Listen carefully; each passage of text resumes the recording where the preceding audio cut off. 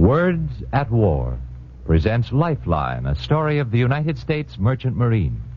Yeah. Now pull up a chair, folks. I'll try to tell you a few of the facts of the story. That's necessary, you know, on account of there's not so many of you people ashore who know them. So, first I'd like to explain a couple things about where the Lifeline stretches, what's carried over it, what the ships are like, how they sail in convoy. Forget it, Al. They won't listen. What do you mean they won't listen? They ain't interested. It's been tried before. They don't give a darn. Oh, no? Well, get this straight, pal. This time they will listen. This time they're going to hear the truth, whether they like it or not. Me, I'm going to tell them. I'm going to tell them what happens to crews on the Murmansk run, what happens on the way to Malta and Liverpool and Bandar Shapur. I'm going to tell them. And they don't dare shut me up. No, maybe they won't like to hear this story, because parts of it aren't very pretty. They aren't pretty at all. But I'm going to tell it, mates. I'm going to tell it anyway.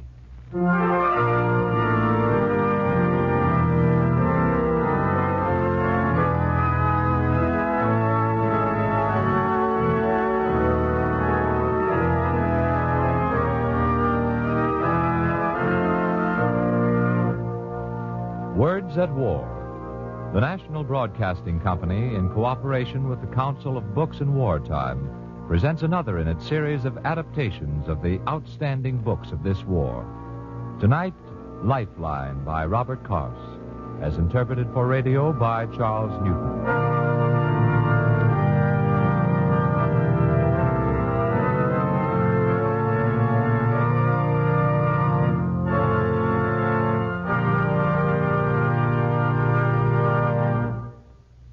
My name is Al Cook, and I'm an able seaman, U.S. Maritime Service. So let's get on with this story about my shipmates. Now, I don't want to use no high-sounding words about their being brave and stalwart soldiers of the sea. But I'd like to put it to you straight on what they do and what they get for it. I think I'll start off by making you acquainted with an old friend of mine. You know him, and you know most of us. He was a little squirt, Louis, with a mug like a head of cauliflower you've been keeping in your coal bin. Seaman for 20 years. When jobs was slack, he'd starved and froze and was forgotten on the beach. But starting a couple of years before Pearl Harbor, there began to be plenty of jobs. That is, if you didn't mind getting bombed and shelled and torpedoed. So Louis signed on board an ammunition ship bound for Liverpool.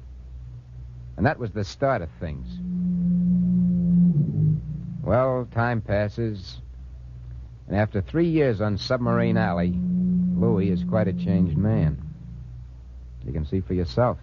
That's him now, walking from the Embarcadero towards the dock gate. It's a dark night. There's a little fog in the bay, and Louis stumbles every once in a while. But not because it's dark and he's had a drop to drink. Take it easy, Louis. You got to pass these guards at the gate. Hey, take it easy, pal. Let's see you pass. Okay. Hey, don't try and climb none of them fog banks up there. Hey, who's the gas hound, Mac? Him? That's Screwy Louie. Oh, strictly a character. Sure, Screwy Louie. Strictly a character. You got a funny moniker, you make guys laugh. But to yourself, you're not so funny. You're scared, and plenty. You've been dumped twice out there, and tonight you're going out again. Maybe this time you won't come back to give a laugh to guys on the dock. And before you got dumped, you were just Louis, and your hands didn't twitch and get wet inside. The screwy part of the name got tacked on afterwards, and you had to either laugh or go nuts. Keep on laughing, Louis. Who's that? Who's coming aboard? Me, bosun. You're sober, Screwy? Sober enough. And you take her out. We let these kids aboard mule haul the line. Start moving, Louis. Up topside to the wheelhouse. They trust you. They know you're a good worker. Even if your finger joints are stiff and awkward and you can't splice wire the way you used to. Now, take it easy, Louis. Don't start remembering how they got that way. All right, mate. Go ahead. Think about it. 6 hours out of Liverpool in the Irish Sea. And bango. There she goes. You were lucky, Louis. Those women and kids bound for Canada didn't have a chance. 10 hours on the raft and you were about through, with the ice on you like a suit of armor and your hands cracked wide and bleeding and the blood freezing as it flowed. You saw guys too weak to climb from the water to the raft, hang there for hours, and you pulled at them, but you were weak too, and after a while they slipped down and away. Oh. Easy, Louis. Keep a hold on yourself. You don't want the old man to hear you, or he'll chalk you up to gangplank jitters and throw you on the beach. Steady now. Here he is. All right, Louis. Take the wheel. Yes, sir. Slow astern, mate. Slow astern.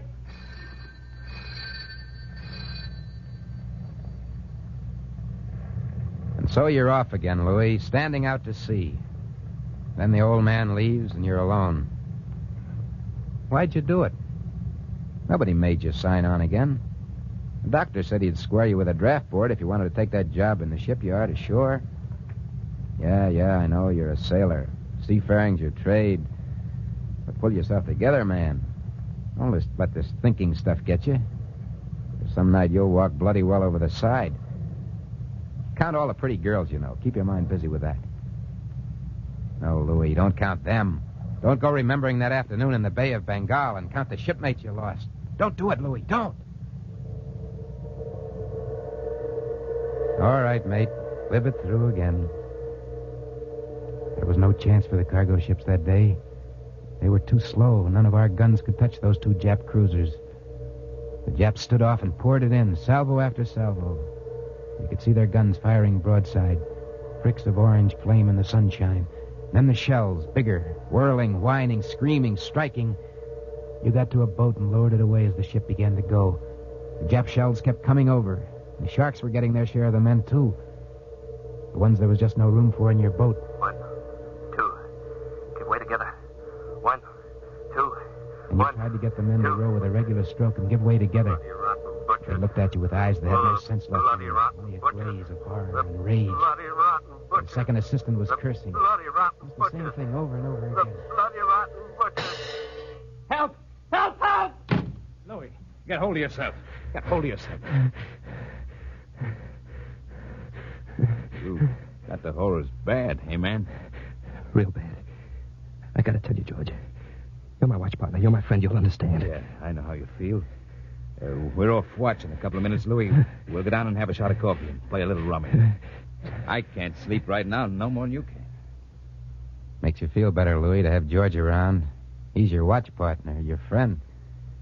And after a little, you get relieved, and the both of you go below to the mess room. Mates, I just cooked up a batch of fresh biscuits. What do you say about some of that, huh? Cookie, you're wonderful. Give, and plenty. And while George goes to the galley, you start dealing out the cards, Louis. Suddenly, everything seems warm and safe, friendly, fine. And your eyes begin to close. Here you are, Louis.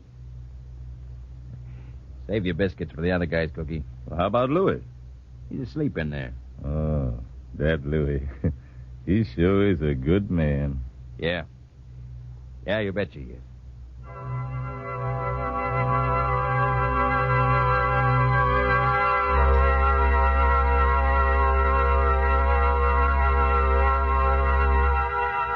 All right, folks, in a few minutes, I'll tell you how Screwy Louie ended that particular voyage. Of course, it's tempting to go on with the story, but there's a few things I got to say about all merchant seamen instead of just one. Now, all in all, there's about 100,000 of us. Now, that's not so many when you think of all the millions in the Army and Navy. But those millions would never get the chance to fight worth a hoot and a gale without us few in the Lifeline. It takes at least 10 tons of equipment to send each soldier overseas, and another 1.5 tons a month to keep them there. So you can reckon we got a lot to carry these days. And if we weren't getting this stuff across okay, there wouldn't be any invading Pacific Islands or Europe or any place at all. Okay, then. So what are we like? This fistful of guys with a king-size job? Well, it's hard to know how to begin. Stow your gab, Al. They think we're a bunch of bums, and that's what they'll go on thinking. Yeah, a lot of us sound pretty tough and independent. But that's mostly because we're not very sure of ourselves. After being pushed around when we come ashore, having the girls cross to the other side of the street because we're not in uniform, and getting the fishy eye if we show up at a service club, well, you begin to feel sort of bitter about what you thought were your own people. Can it, Al? When did you get to be such a character? Now, there's an idea. I could start off by telling you a little about the language we use. Now, you take that word character, for instance. A character's a guy what you can't quite make out. Like when he starts making a play for credit, see? It's a sea language, all its own. Of course, some of it's the same as they use in the Navy. For instance, you call a guy what his job is. Like I'm the carpenter, so they call me Chips. Like I'm the radio operator, so I got Sparks for a moniker. Call me Flex, because I'm signalman. And me Cookie, 'cause I'm cook. Any other unknown man gets a special tag. He's a jabroni. You're a Garoony, Al. You take me now. I'm a Gazoony. And then these youngsters coming out of the training schools. Speak up, kiddo. What's the name? I'm a gonzo, sir. Now, if a man loses his sense of self-respect and common decency, and in any way at all mooches on a shipmate's rights, that guy we call a performer. And if a lad what's gone ashore takes a drop too much, why, we say he's... Gassed up. Me, I'm a gas hound, and I'm all gassed up. Then, of course, we got our words for trouble. Like a tin fish, which is a torpedo. And when a tin fish smacks us, why, we get dumped. There's a lot of other words we use, too. You're getting off the track again, Al. Are you making a dictionary? We never talk so well, Al. Tell them what we think. Yeah, maybe that's right. What we think. I wonder if I can ever make you sure people understand. We think about the sea. It's never out of our minds. The sea is our life. There are times, many, many times, when we love the sea. It may be when the sun's on it, in the blue waters of the South Pacific, and the tremendous slow rollers go heaving under the keel, and the breeze has a soft, small sound and touches your skin light and gentle, like a girl's fingers. Or it may be at dawn, when out of the purple darkness the sun heaves up all golden light, and the dew is suddenly gone from the deck plates, and on each wave crest there's a little flicker of flame. Tell them about the other times, Al. Yeah, the other times. The times when we hate the sea. Like you can't hate nothing else that ever is, or was, or will be. When we've been dumped and spent days and weeks and months in the lifeboats under a southern sun. When we've seen our own bodies parch and shrivel and shrink and grow boils and sores. Just a little water, mate. Please, mate. And we'd have to just lie there and watch the weaker ones go mad and babble of home, of food, of women, of water. And the sharks had bumped the both sides with a gentle, horrible thud.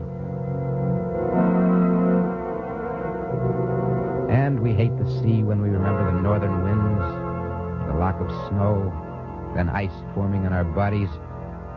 For hours at a time, we've kicked and beaten each other to keep the circulation going. And off the North Cape on the Russian run, we've seen men become blue chunks of ice after a few minutes in the water. When we'd try and haul them up over the ship sides while the Nazi planes kept coming in, their hands and feet would be lopped off, just like branches of a rotten tree. I remember it was a little after our second Murmansk run when my friend Willie read me the article. We'd come ashore in an East Coast port where the only accommodation merchant seamen could get was in some dark, filthy little rooming house at $8 a day. We were sitting there, Willie and me, one afternoon when... Hey, listen to this, Al. Here's a story in a paper about it. Yeah? What do you know? Read it, Willie. Go ahead, read it. Well, it says, while millions of loyal, self-sacrificing Americans are today serving for a pittance. A pittance? Hey, what's that mean, Al? It means a little bit. Keep going, Willie. Yeah. While millions of loyal, self-sacrificing Americans are today serving for a pittance in the armed forces, we are confronted with the shocking spectacle of 100,000 merchant seamen making money hand over fist. Cut the comedy, Willie. Well, honest, Al, that's what it says. Now, will you listen? Here's what comes next. Not only has the merchant marine become a place to get rich quick, but it also provides a safe haven for thousands of draft dodgers. Men unwilling to face the enemy themselves ride the seas with comparative safety under the watchful guns of the Navy. Nor is that all. There have been times during actual military landing operations when merchant crews refused to work cargo after regular hours because of union regulations. Cut that stuff, Willie. I don't want to hear any more of that bilge. Hey, I wonder where they get them ideas. Hey, I just don't get it. Why do they print such lies? Why did the guy write it? What good does writing lies about us poor gazoonies do him? Gee, I don't know, Al. Forget it, mate. Nothing we can do about it.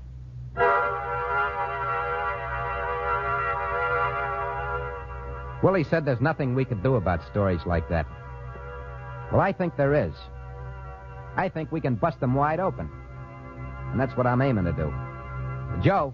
I'm aboard, Al. Listen, people.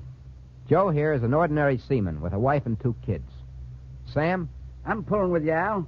And Sam's a friend of the both of us. An old shipmate, as a matter of fact. But he wanted to do some shooting himself instead of just getting shot at, so he joined the Navy. He's a seaman first class, and he's got a wife and a couple of kids ashore, too. Ordinary seaman merchant service and seaman first class U.S. Navy. Well, they're about the same. Right, Al. Now, Sam, what's your average yearly pay in the U.S. Navy, including your family allotment? $1,886.40. And yours in the Merchant Marine, Joe? $1,975. That includes my wages, voyage bonuses, and overtime. Of course, I don't get no family allotment. All right. So Joe, the merchant seaman, averages $90 a year, higher pay than Sam, the seaman of the Navy first class.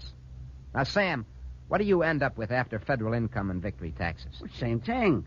I don't have to pay Uncle Sam no income or victory tax. What about you, Joe? Well, this year they nicked me for 75 clams and 30 cents. So, Sam, the seaman first class?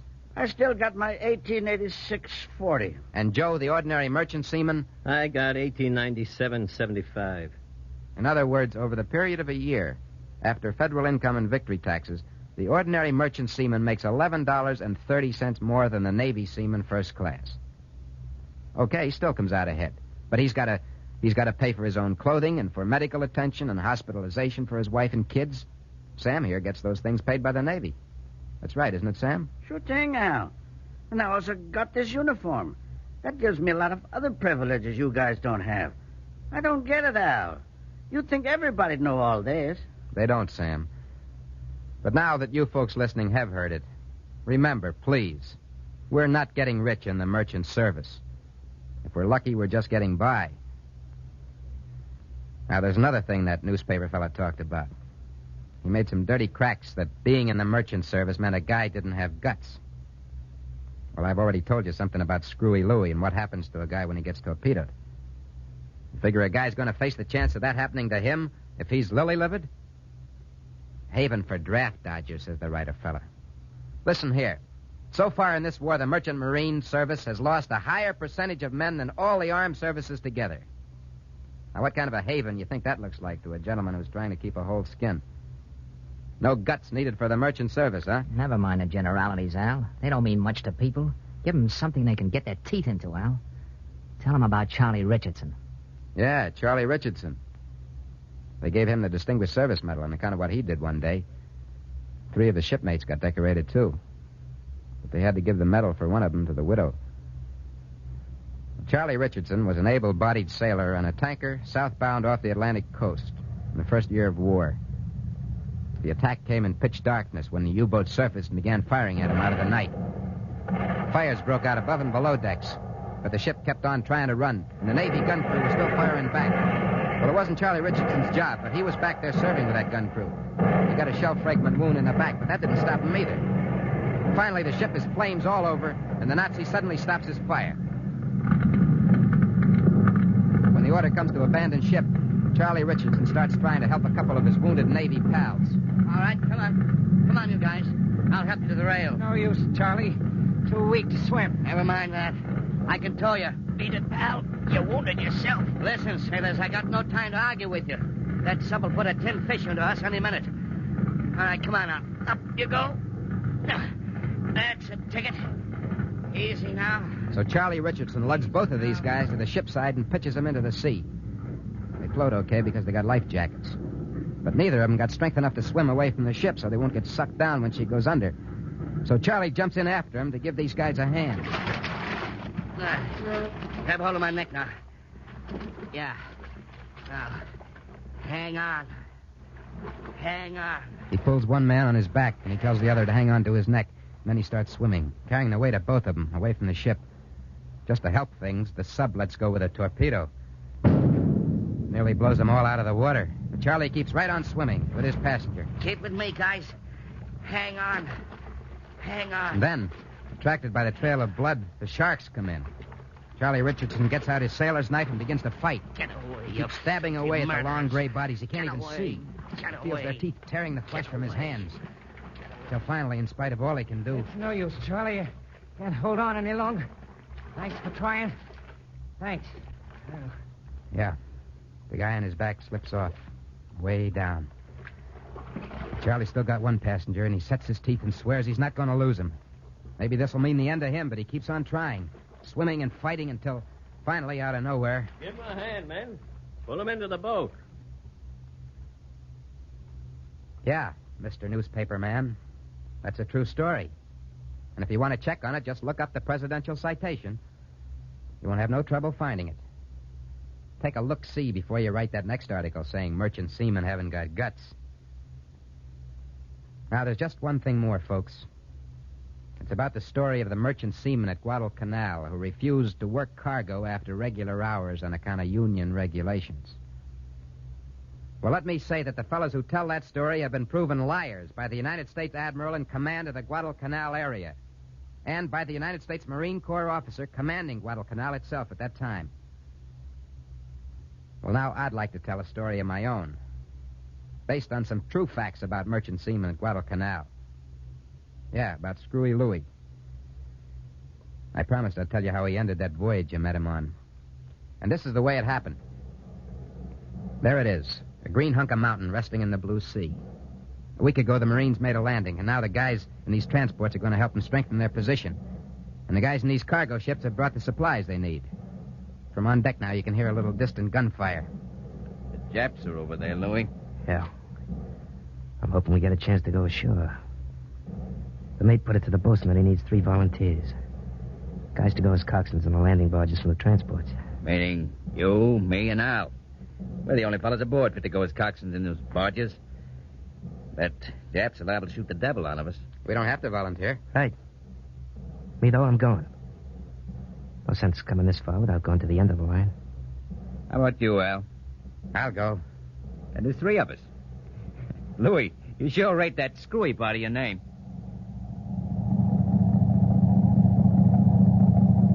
Below us, we see the barges we're supposed to handle. We go over the side together, down into the barges, into the motor controls and wheels at the stern. Each of us got a barge of his own. We sweep around clear of the ship and taxi over to a transport. Louie's first load of Marines are all young. Some are serious and quiet. Some are talking only because they're so nervous. They crouch low beneath the steel sides of the barge as Screwy Louie gets his shove-off order from the transport's deck. He trembles. He trembles bad until his barge is caught and rushed forward by the leading roller, traveling to shore. Then he's got no time for anything but business. There are 3 rollers he sees. And the third has a high, spuming crest. He reckons it, has full speed for it, and the barge goes up again, but steadily, and in and down, with a veering sweep in through calm water to the smooth sand beach. And the Marines are out across the bow gate, their captain ahead of them. They go up the beach on the double, but over by the palm trees where the Japs are supposed to be, there's no movement, no sound. Next time, maybe. Maybe next time we'll have trouble. Gotta go back and get another load. Louis makes fast a line they float into him, and a big tender standing out a ways hauls him and his barge through the surf out again to sea. Louis's laughing now. He's on top of the world. This is fun. This is getting back at those guys who've stolen his sleep and his peace. The next trip is the same. He's very confident as he starts the third one and sends the flat-bowed barge forward with a roller rush. But above the sound of the water comes another sound. Staccato, abrupt. Machine guns, Jap machine guns. Get down, Louis. Duck or they'll tear you apart. I can't duck. But I got this going to drown. He hears the guns. By now he can even see the flicker of their muzzle flame among the jungle growth beyond the shore palms. Bullets lace the water with spurts and jets. They racket along the barge side, climb the steel, crack through the air around him. Louis knows they'll get him. He knows that sound. It's the one that means pain and death. He He's afraid of it. So afraid that bitter gorge rises in his throat. For a second, he's convulsed. When the bullet smacked him, his chest, his right arm, and his thigh, the pain is only a little worse than the pain of his fear. The bullet shot, knocks him around. His hand slackens on the wheel. His other hand drops from the motor speed control. Then he pulls himself up, takes the wheel and motor control in a tighter grip. At the moment, everything seems very, very clear to him. Screwy, pal. But you're not screwy enough to let this bunch of guys drown. If this bunch wins, the guys will come after you and have a chance. They won't have to go through this. He runs the barge, glancing up onto the sand. Things are getting blurry now. He sees the Marines jump and run, guns raised in their hands. And then he sits, slides down to the bottom of the barge. He clamps his fingers over the wound in his leg, stop the blood from flowing. Me and George, we find him there that way. We lift him to the sand in the lee of his own barge. Louis, how you doing, man? And Screwy Louis, he looks up at us, and he just laughs. And the last thing he says is, Me? I'm doing very fine.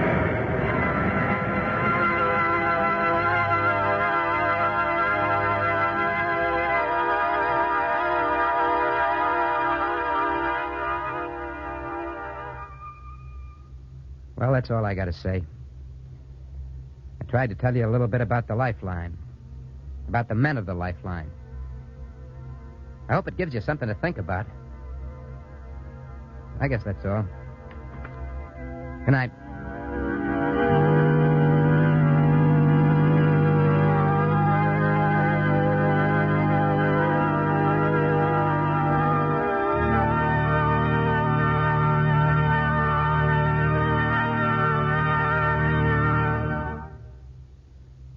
You've heard a program in the series Words at War. Tonight, an adaptation of Lifeline by Robert Koss, a story of the United States Merchant Marine, prepared for radio by Charles Newton. Al Cook was portrayed by Joseph Julian, and Screwy Louis by Larry Haynes. Others in the cast were Arthur Elmer, Tom Hoyer, Arthur Cole, Joe Latham, Daniel Ocko, Carl Weber, and Maurice Ellis. The music was arranged and played by William Meader, and the entire production was under the direction of Frank Papp.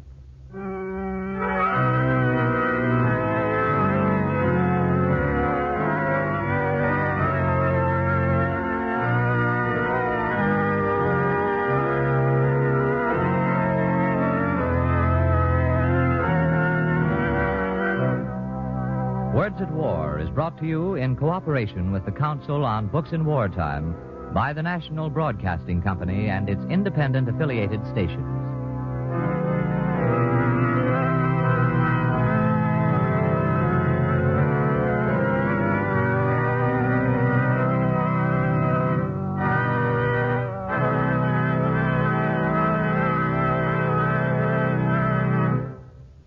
This is the National Broadcasting Company.